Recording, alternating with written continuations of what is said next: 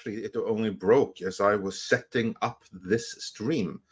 That Daredevil, the MCU Disneyfied Daredevil, that they bragged so much was going to be so different from the beloved Daredevil on Netflix.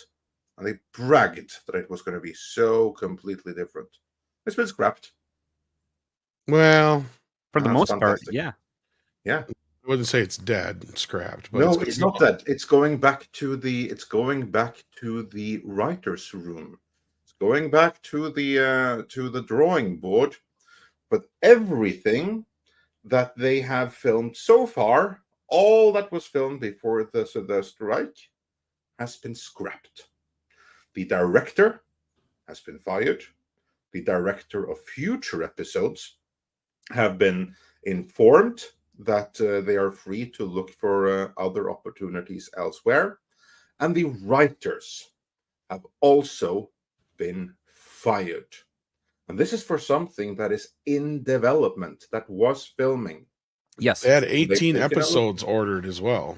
Yeah. 18 episodes ordered, a few already shot. Now, the writers that have been fired, a few of them are going to be remaining as executive producers, basically in name only, as part of their contract. And whatever they have shot, the duties and responsibilities of the new writing staff and new directors coming in will have to try and find a way to integrate some of that footage into the new season, so as to at least not having lost all that time and effort previously. They're going to find a way to weave some of those scenes in. Not all of them, just some. So that's. Will they though? Is that really worth it? If they can pull it off, they'll do it. But it all comes down to how the new contracts are going to be negotiated for the new writing team, because as they hire these new writers, they are now subject under the new minimum basic agreement, which gives the writers and quote showrunner a lot more control over the television property compared to what it was previously. Now, do you think maybe that's part of this new move more than anything? And hi, Paul, how are you doing this morning? Great green light or no green light video this morning, Paul. Oh. Yeah, and I think Paul may be coming through a different microphone there. Yeah. Camera mic, maybe? You can't hear me? You're really quiet. I don't know if it's way there in the distance. How about now? Much better. Yeah. Okay. Yeah. Now we hear you're chomping down the food from the proper microphone. Oh, good. Maybe I got to get rid of this SM58. It's a rock and roll mic. Yeah, so this looks interesting. Rock and roll never dies. So keep going. Forget about it. But as I was asking Script, I was wondering if this restructuring has more to do with the new stuff that you guys had come up with under the writing guild, with the minimum writers room and all that control you just mentioned it anyway. Yeah, so this is actually kind of not because of the new contract that was just ratified on Monday. It's basically Marvel's in a desperate spot right now, because if they had kept those writers, they would be still under the previous contract that was signed before the strike and everything, with slight modifications for current stuff. Now that they're basically doing a reboot of a series in development, anyone that they hire on to take responsibilities will be subject to the new contract, which means that Disney and Marvel are essentially having to hand over a little bit more creative control to the showrunner than what they had previously under the initial contract that was there, which is now ostensibly scrapped for the most part. So Kevin Feige he can have his input with regards to direction of the show, but he's not going to have as much control over it unless the showrunner whom he hires decides to acquiesce to Kevin. So is that probably more of the case then? Could be. What I think is ultimately the big case here, because to me the exciting thing is that this is being scrapped. And as long-time viewers will recall, this is something that I have been calling for the duration of the strike. I've been saying, okay, Marvel, right now you need to look at what you're doing, what you have coming, and you basically need to change direction here, because what you are doing, as we saw in Phase 4 and the beginning of Phase 5, it just wasn't working. To me, that they are letting go of the writers and the directors and starting over, and they're looking for new writers. That tells me that they know that this was the completely wrong direction, and they do have to go back to the drawing board, and probably they're going to have to do things a little bit more different to Netflix. I mean, even in the Hollywood Reporter article references that as it was right now, Daredevil wouldn't even appear in costume until episode 4, because this is mostly a courtroom drama. You know, from Marvel, that can't write courtroom drama. They're making a courtroom drama of How this. ironic. Well, and How there maybe ironic, if yeah. something else happens here, Andre, that might there's something else that could happen that would support your argument, I think, and that would be if Echo gets scrapped too. Is They're that not supposed to be? scrapping They it. can't scrap Echo. I don't Well, think where the that fuck can is it? be Wasn't it done. supposed to be out by now? January. It was Oh, scheduled yeah, to it drop. didn't- I thought it was supposed to be out in October or something like Yeah, that. but the problem is that well, I guess that they could do that, but that's going to be a challenge because you have like the same storyline that stretches. So, but yeah, I guess that that if they are going completely back to scratch with Daredevil, they could remove links to Echo, I guess, and maybe they should. But we have more panelists that haven't weighed in on this yet. Culture, let's begin with you, since you were here when the stream begun. What's Whoa. your thoughts on this? Hey, listen, don't blame me. I mean, usually you're an hour late, so I That's just true. assumed. Yeah, you know, that's I could- true. That's true. That's why you We could weren't come in that after, early. after We've not even Culture. been streaming for 10 minutes, and yeah, best we were 5-10 minutes early. Yeah, I look just to bounce off of that. I'll say yes, Paul. Normally we are a couple of minutes late, so I'm sure you're forgiven. But Daredevil overall, it has a particular street feel, a particularly gritty feel, and Disney was not going to give that to us in the current iteration. The fact that they're going back to the drawing board because they've had so much backlash and lost about 50% of the country because of their political stances here in the States. I think a lot of those things are finally hitting Iger squarely in the face, considering he's facing expulsion from his job, or at the absolute worst, and at best, he's going to have to concede 2 or 3 board seats to Peltz and others. So I imagine that this is something that came down over the course of the last few days, possibly even the weekend, where they were talking back and forth about how do we bring back the audience and the investors, and it's going to have to be with this kind of thing. And yes, certainly Script is right. I mean, I get there's probably financial incentives there for them to change this up as well. But based on some things that we've talked about backstage, there are other compelling reasons to believe that there's a content shift. So, and I won't speak to those because there's somebody else who has more information on it. But the Daredevil series being rewritten is actually something that I look on with a lot of positivity, because Disney has been so creatively bankrupt for so long, and they really aren't putting the best and brightest in charge of their properties. Perhaps this is signaling a change in the right direction and going to give us maybe the street level and gritty show that we deserve. Maybe not, but maybe it'll at least be something that works with the audience that have some pretty high expectations. And I think it's good news. And if they are doing this with other properties as well, it's very telling. And I think the purge that we were talking about that would occur at the end of the writer's strike is being done in a very soft way in Disney's case, and some other entities are doing it a little more harshly. And you probably hear stories about that here in the future. Well, it turns out this isn't the only movie that we're seeing, or show now that we're seeing, that might be getting a reset. I just hope Jessica Gao is the person who's redoing this. Let's hope, because we might actually be able to buy a boat then, because Secret Invasion has also was a nightmare production. I guess there's somebody, because this is somebody had been working on it for a year and was fired. So Secret Invasion is the one that already happened. Keep getting that mixed up with Secret Wars. Tom, before we move on, I just really quick, I want to hear the thoughts of the former network executive. Oh, Just like we didn't speak about this before the show. You just came in, and the news, of course, is this. Here you have a series that's already been filming for weeks, 2 months. The strike happens. They, in principle, just resume as they were, but instead it's completely back to the drawing board. What does that tell you? Disaster. This is unprecedented. It also shows how can I say this? The networks have always had their own disasters, but because they were making enough shows and they were in a groove, it's a hard thing to explain when you've just got so many shows on the go, as the networks in their prime had.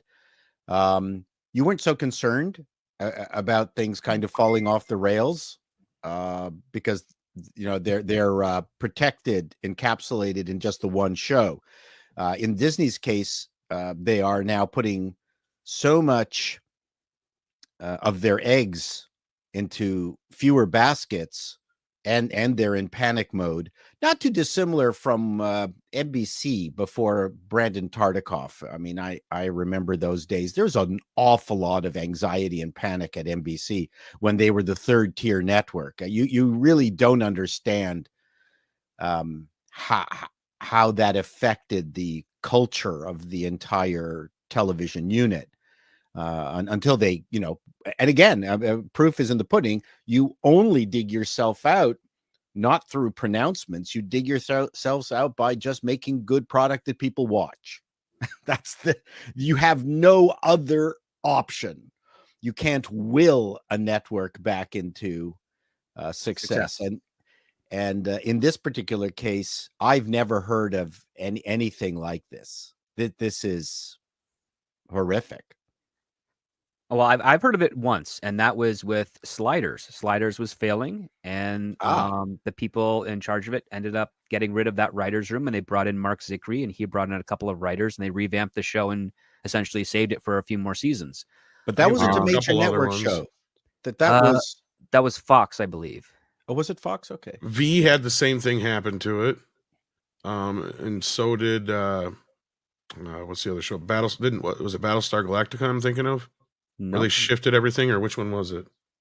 Not Battlestar Galactica. I thought the second or third season got really fucking cheesy, and they changed a bunch of shit. It's not unusual to have a series finish a season, and then the networks bring in different people. That's not unusual. Low. Yeah, but this right in the middle of it with the same thing happened to V then, especially. I remember that because Ken Johnson walked, and then the whole show fucking changed after that. That I have no knowledge of that, but it's rare. Didn't the tone change in Buck Rogers at some point? That may be the one I was thinking. I know it was one of those 80s sci-fi shows. Well, there's that in Buck Rogers, and then the tone also changed in Space 1999. Yeah, significantly. And the man. I was thinking when they went from Battlestar to Battlestar Galactica 80 or whatever, I thought is. Way back then. Yeah, I mean, at least they gave it a different name. I'll give them that. But I mean, maybe that's what I was thinking. But the point is, for the volume of shows that they were creating, this was rare. Yes. Right. Well, and it also says here that to finish up what I was saying before, during production of Secret Invasion, it was weeks of people erupting at each other. At vying for supremacy, and a good portion of the team on the series was then replaced. So we already have a similar situation. This was before the strike, then, is what this is saying. But so this sounds like a problem that's internal to me. But let me make just one point on sets that are one giant ball of grief. There's almost no connection between a horrible shooting experience and a successful show versus a wonderful shooting experience and a successful show.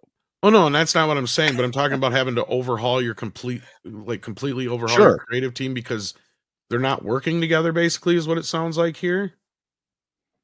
Yeah, maybe people are now looking at this and trying to compare it to the first season on Netflix and panicking because it's not going to be anywhere near close to it. I think that's closer because it's not that the creatives aren't working together. They're working together, but what they're producing is dog shit. Yes. And Marvel is recognizing it, and they're going back to the drawing board because frankly, at this point, Disney can't afford any more stinkers or taking any more L's. I listened to WDW Pro's reporting that he dropped a couple of hours before this stream. Now, granted, that was recorded yesterday before this news dropped, but still, it bears repeating here, because according to what he had learned from his sources, the focus within Disney right now is towards saving Marvel, because they recognize apparently that Marvel is headed the same direction as Star Wars, and Star Wars is more or less a lost cause. That's And after they've dropped whatever they have in production on that, they may give that entire franchise a rest for several years before trying to bring it back to life. Now, they can't do that with Marvel, but they can try to stop the bleed. And a good way of doing that would be with Daredevil. Now, that's no longer WDW Pro, that's just my own opinion right here. That Daredevil is one of their big guns because of the goodwill from the Netflix series. And the big red flag for all of us was when Kevin Feige started bragging about how different this was going to be from the Netflix series. Did he not realize that audiences didn't want it different? that's right. Because the Netflix series was perfect.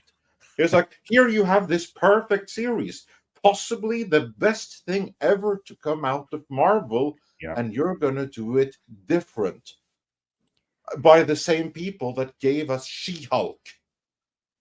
How is this an enticing proposition? Well, I think some of the writers on Daredevil aren't from She-Hulk, actually, but I mean, it's the same pool of ideology. That's what I mean. They sure. need to flush that entire pool. Well, that appears to be what the case is, of course, with certain caveats, such as, again, some of these writers, they have some they probably had in their contract, because if they negotiated well, that if they are removed as a writer, they remain as an executive producer to get a little bit of cheddar from any success of that show. So that means that any new writers coming in will be most likely participating in the same thing, which means that's more to spread around. So they're not going to be getting, the initial writers will not be getting as much if the show is successful, but they'll probably be getting more if the show is successful. What we're seeing here is something that you only really see on film sets, whereas they get a couple of dailies back, they realize that it's not working, and they decide to, okay, we have to go back to the script and figure something out and shoot our second unit to occupy the days we have booked while we start to refigure out how to save this production and rewrite the script while it is being shot. That's a very huge undertaking, and it's difficult to achieve. It doesn't always work, but it usually, at least from commentary I've heard from producers that have been in that situation, it's they usually say it was a better result this way than the initial direction it was going before they got involved to save it. Of course, those are always subject to debate, but that's usually the case here. It's going to be interesting we'll have to wait and see what type of writers are they going to bring on. I'd be very surprised if Stephen DeKnight came back. I don't think he will. We should be so lucky. Yeah, I think he's more interested in the stuff that he's already doing right now with Netflix. He's got a contract with them. One of the things that I really enjoyed about the original Netflix series is the fact that, especially in that first season, the story is more so Wilson Fisk's falling in love and then losing his control over the businesses he has because he is distracted. The irony is that Matt Murdock, everything that he's doing is kind of so subtle and so in the background of things actually going on that he's not really fighting or taking down Fisk. Fisk is just on a self-destructive spiral, and Daredevil's there just to kind of nudge it a little bit further along. And I appreciated that type of dynamic because it was very different. If they were going to be picking up from that where they left off, which I think would be a smart idea, and you can still have it born again, I would actually put it on Matt Murdock being a bit more active and a bit more embracing of the Daredevil guys as he was in the comic books, where he actually goes out and does something with a bit more of a surgical goal, as opposed to just, whatever he hears, he responds to as a first responder, because that can go into any direction. It can be very distracting from a main story. I think that could be fun. And if you can tether it into a court case where we actually see really cool, high intense courtroom drama, as opposed to just a couple of, thrown about statements that we saw in season 2 and 3. I think that would be very rewarding to a lot of Daredevil fans as well, because you'd like to see how great of a litigator Matt Murdock actually is when talking to a judge, talking to a jury, or just defending a client. We didn't get a whole lot of that in the first 3 seasons, and I think there's nothing wrong with exploring that in a Daredevil show, because that is a big part of his life as well. So whatever writers get involved, that would be my suggestion to them, as to how to find a sweet and useful balance of the combat nature of Daredevil, along with the focus of what he's trying to achieve, and throwing a little bit of courtroom knowledge in there as well, so that we can see how good Matt Murdock actually is in the courtroom, as opposed to the stuff all around it. Haven't these fuckers ever heard of a pilot? That doesn't work. Pilot's kind of done. If Yeah. It's done. The Netflix series is a pilot. I mean, the first. No, well, just in general though, because that's they ordered these things into shooting. Yeah, straight without- to series.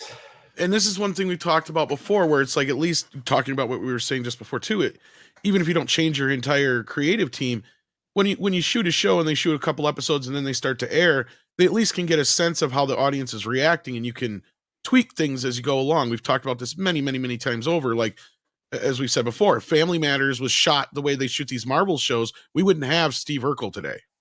Nope. Just wouldn't Correct. be, because they wouldn't have been able to know that character. But with all due respect, I think you're mixing up two different things. Someone can read a script and go, "This script is shit."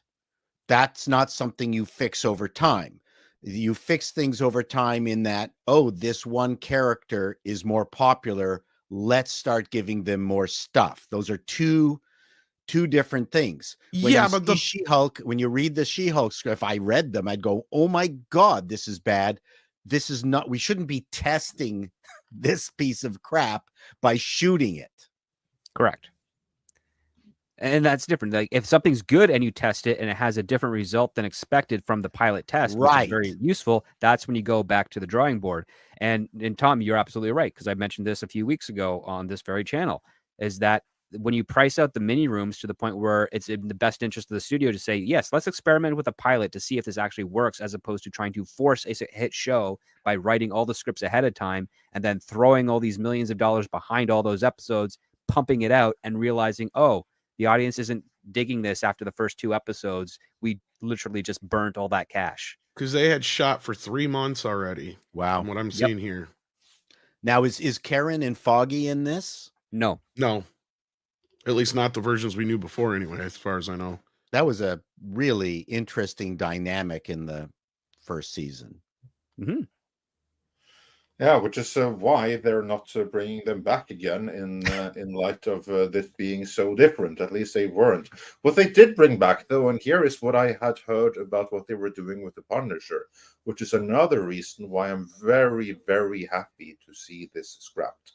This is not in the Hollywood Reporter, but what I have heard, and what also has independently been reported by MEitM to Shine Hello, and I think Jeff Snyder has said it as well. I do not know who said it first, so this has come from several different places at different times. But apparently, what they were doing with the Punisher, a character that Marvel today is having big problems with, was that he apparently was going after police who went too far in upholding the law, a little bit too far in upholding it, certainly where citizens of the black persuasion were concerned, and they were using the Punisher logo. So the Punisher was going after these a little bit too excessive cops who dared to use his logo. And that's what the Punisher was doing in this series as it was originally filmed and planned. Here's to hoping they will change that, because that was another hyper political thing that only goes to show Marvel's current political colors, and that is also something that really has to be changed for the retooling here. Well, it's so absurd, because you've got Charlie Cox and Vincent D'Onofrio, who just fill the screen, are so perfect for their roles, and they're being wasted. It's nuts. Yeah, they were wasted. Maybe now it's time, depending on how they do this retooling. Maybe now they can be brought back to do what they do best. Well, But I'm based hoping, I mean, on what we're hearing of what they were doing in the original iteration of Marvel's Daredevil Born Again, yeah, they were completely wasted. well, I don't know what you guys think, but I think Fisk and D'Onofrio's Fisk is possibly the greatest bad guy I have seen in any of these comic book universes. Oh, he's on the On list. the Marvel side of thing, he is the best. Yeah. Yes. Okay. Yeah, I don't have 100%. to disown you. No, I mean, one of the things that they did well with Vincent D'Onofrio's interpretation of Fisk is they gave him dynamics. Oh my God. Yeah. Like we understand where he's coming from, and it's actually more of the true sympathetic villain in the sense that, yeah, he had a bad childhood and we can sympathize with that. However, instead of overcoming it and being a good person, he decided to become a dark and evil person, and that's what we Right. like to love to hate him, and that's how you do that properly. It's really well done. I like Wilson Fisk. I would bring back, again, if I were coming into the show, I'd be bringing back as much of the original cast that's available, including the actor that they got to play Bullseye. I thought he was great in the third season. I would, yeah, just I never start. watched the third season. You never It was watched the third okay. season? It was a No. bit too pyrotechnic. I fell out when they brought in Elektra. Electra. I think Elektra Yeah. should replace Daredevil. That's what I think. Well, I mean, I enjoyed the She made me actress. stop watching the show. Like, I enjoyed the actress portraying Elektra, but I just didn't think she was seductive enough for me to believe that she would be Elektra. yeah, I- she I just look didn't at do her- it for me. I was just kind of like, nah, I'm good with this now. Yeah, she's kind of plain looking, but a really good actor. And yeah, I like, listen, I'd be a bad pick to write Daredevil because I've read maybe a few dozen of Daredevil comics that I really enjoyed, but the overall work and undertaking would probably be too much for me to do in the time frame that Marvel will require. No. Script, you're wrong. Right now in modern Hollywood, the qualification for writing any of these things is to hate the original product. So or to not be familiar enough with it. Yeah. that both of those count. Those are both, check mark. Okay. Oh, good. You're on board. You know nothing about it, and you would hate it if you would. If you did, you're in. I could lie because I actually of like course, Daredevil. I've got Daredevil props in my apartment. There you go. Of course, Chato, it should be said that mentality is what led to this series being scrapped and being sent back to the drawing board right now. Well, let's hope they make it work, because I have fantastic memories of the original. This clip was taken from Midnight's Edge in the Morning, which streams live every Monday, Wednesday and Friday at 9 AM Pacific Time on the Midnight's Edge main channel. There you can send in your live questions and comments before clips and full stream replays are uploaded to Midnight's Edge live archives. We are also on Twitter, Rumble, Odyssey and Facebook, so smash that like, help share, subscribe and join us.